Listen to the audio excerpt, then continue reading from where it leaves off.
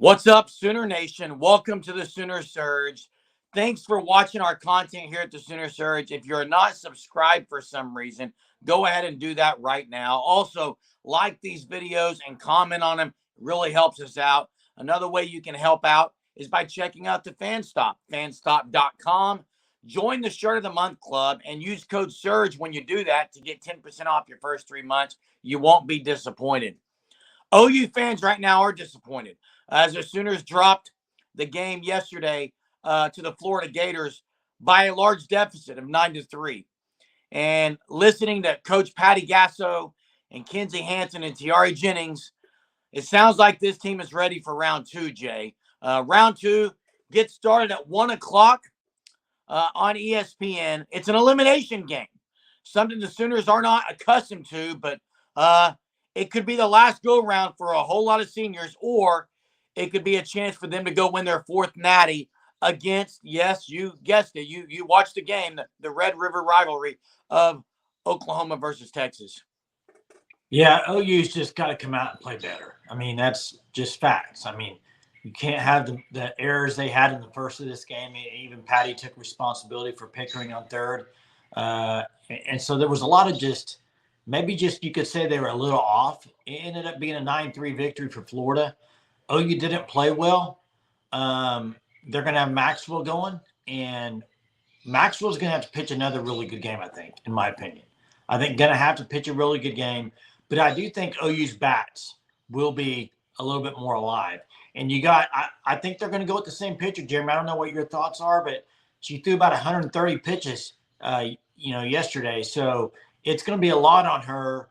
And OU saw her three. Some of the players saw her 4 times. So I look for OU to maybe get out to a lead. That's what I'm hoping for. Get out to a better start than they did and get a lead, and then hopefully can finish it off from there.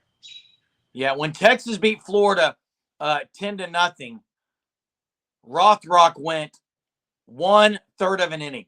Okay, that's something that needs to happen.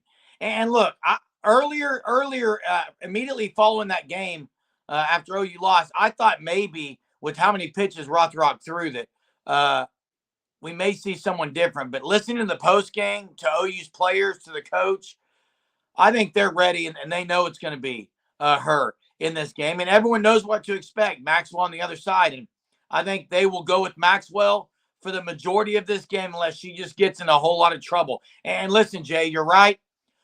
Patty Gasso talked about the Army of 21, being a tight-knit family, being unified. They're saying all the right things, and it's hard to beat this team twice, as Patty Gasso said, but a team has done it this year already. It is doable. We've seen it happen, but I am not one that's going to say this team is down and out. I expect this team to respond, as Kenzie Hansen said, in a great way against Florida. Yeah, Kenzie Hansen, I think, said it perfectly. Basically, we play our best when we're hit in the mouth or we've been knocked down, and I think that's what you're going to see today. Now, I think this game hinges on a few factors, though. I really do. I think Florida's a really good team, Jeremy, and I think it hinges on, first, can OU get off to a good start? We've seen it in a few games where they strand a lot of runners early in the game. Now, it didn't haunt them against UCLA, but they did only score 1 run in that game. Early on, they had, I think, might have had the base load in the first inning of that game. And then, you saw it against Florida. They left a lot on early in the game or couldn't move runners over and get them in. So I think it's very important to get off to a good start. The other thing is Skylar Wallace and Jocelyn Erickson. You have to pitch them really well. And I think it needs to be where, if you go back and look at the game before this, UCLA, what Kelly Maxwell did to their 2 best hitters. I mean, that was the game. That was the difference in the game. I mean, Brady was up with players on multiple times in that game, and she was able to strike her out. So I think it's very important that you pitch those 2 players specifically well. It's good tomorrow or today, but I look for OU to get off to a better start. Yeah, and one of the keys to the game has to be also you've got to make great defensive plays when you have the opportunity, and you got to make some other plays that really, and OU's done a great job of it. They didn't do a great job yesterday. just a couple of unforced things. And you've got to take advantage today of runners on base. You can't go 3 out of the first 4 innings with the leadoff runner getting on and not getting them around. You can't leave them juiced and all the ducks on the pond like they did yesterday. And I think they will bring those runners in.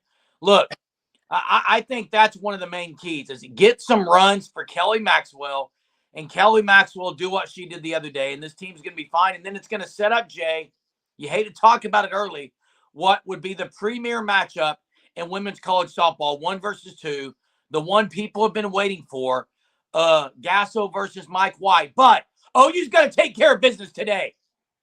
Yeah, I can't even bring up that game because OU's got a handful today with Florida. And, I think also another big part of this game today is going to be sitting there at the 7, 8, and 9 holes for Oklahoma. And Boone has not been great as of late hitting the ball. She hit a rope today and it got robbed.